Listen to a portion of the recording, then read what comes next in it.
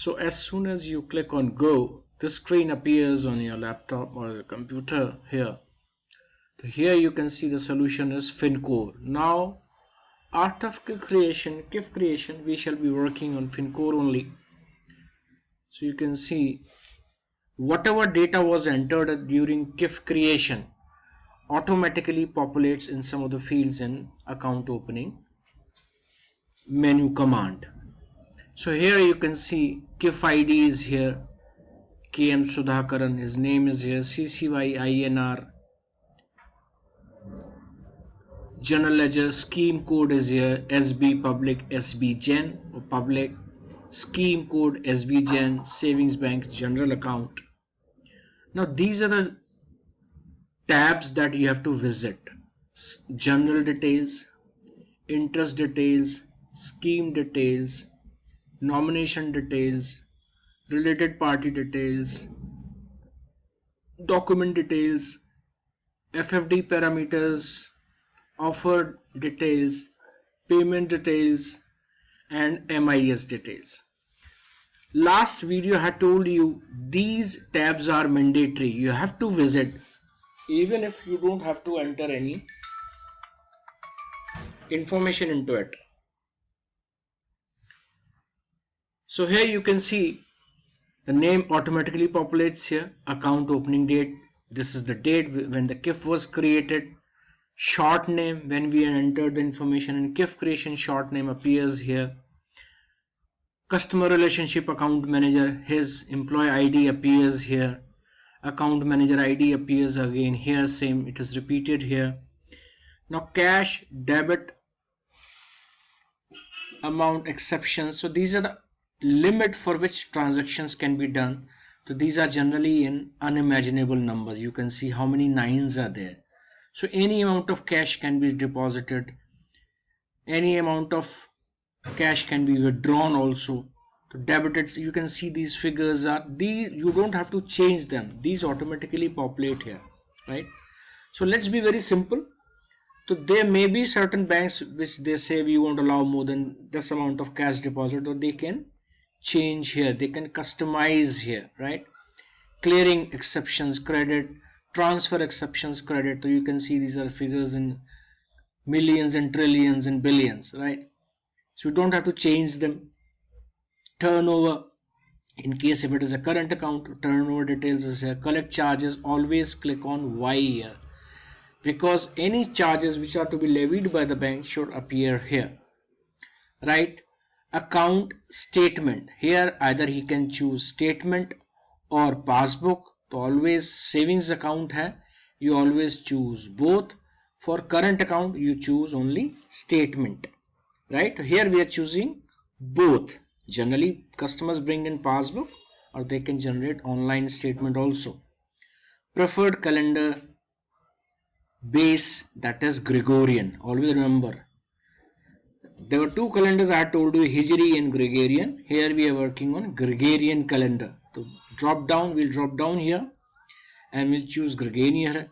Statement frequency, this is when, suppose if you are choosing statement of account, so there is no frequency and customer can walk in any time in the branch and get his passbook updated. But if it is statement, so what is the frequency? Monthly, weekly, day, which day of that particular month, if that is a holiday, then next month. These fields are to be filled very carefully, remember this, right? So statement frequency can be either monthly or weekly, day, which day. To just leave it as it is, don't change anything here in this field. Whatever is written here, let it remain monthly, let it remain weekly. Day, leave it blank. 31st means last day of the month. Statement will be generated and will be dispatched to the customer in case he requests for the same. And if 31st is a holiday, it shall be generated on the next day. Just remember the other drop down method is previous day also, but we have to choose next day only. Here select mein, again you will have to choose Gregorian calendar. Remember this, right? So calendar base, again Gregorian. Here also select Gregorian calendar. So these fields are, I'm again going This is customer details. So whatever data we had entered while CRIF creation is automatically populated here, right? Now I'll show you what we have to do next. So these fields I have told you mode of operations. So you go on searcher. If it is an individual account, single account, it will be 001. So you will go on the searcher. If it is a joint account, it can be former or survivor, either a survivor or any of the two, two jointly also. So you can choose mode of operation. This is very important. You have to choose here. This is, and all the fields which are marked with red asterisk here, you can see this star here. These are mandatory, right? List account statement and various other fields are to be filled in. Account opening date will automatically populate here as the date of when you are working in the system. So this is, you don't have to make much of changes. Account report code will automatically come here as SBGen. Why this is important? Because whatever rate of interest we are paying on savings account is done at the data center. So when we are choosing SBGen, the interest on savings account is paid on quarterly basis. So through this code, system will be paying interest on all the savings account on a quarterly basis only, right? Earlier it was half yearly, now it has been made quarterly here. So these, I'm just waiting for some more time. Take your time, look at all the descriptions that you have to fill in. Account name, account short name, this will populate automatically from KIF ID creation. Account opening date, otherwise if you do Control X, today's date will populate, or automatically you can type here, or you can choose from the calendar here. This is a calendar icon here. Location code, not necessary right now. So in certain banks they ask you if it is a semi-urban area, urban area, metro area, just for classification of accounts, so they can do it. Relationship manager, every account is allotted a relationship manager, and this can be changed through a command later on. And these are the various amount of cash or clearing or transfer that can be allowed. So you don't have to change anything in this field here. Let it remain as it is, because this is done at the data center itself as per customization of the bank. Turnover details, if it is a savings account, make it no here, don't leave it as yes. Maybe by default it is coming yes. Then related to staff, if the customer is a staff, we'll choose yes. Then he'll be asking staff ID here. Otherwise, if you choose no, other than staff category, no ID will be required to be put in here. Account statement, passbook statement, or both.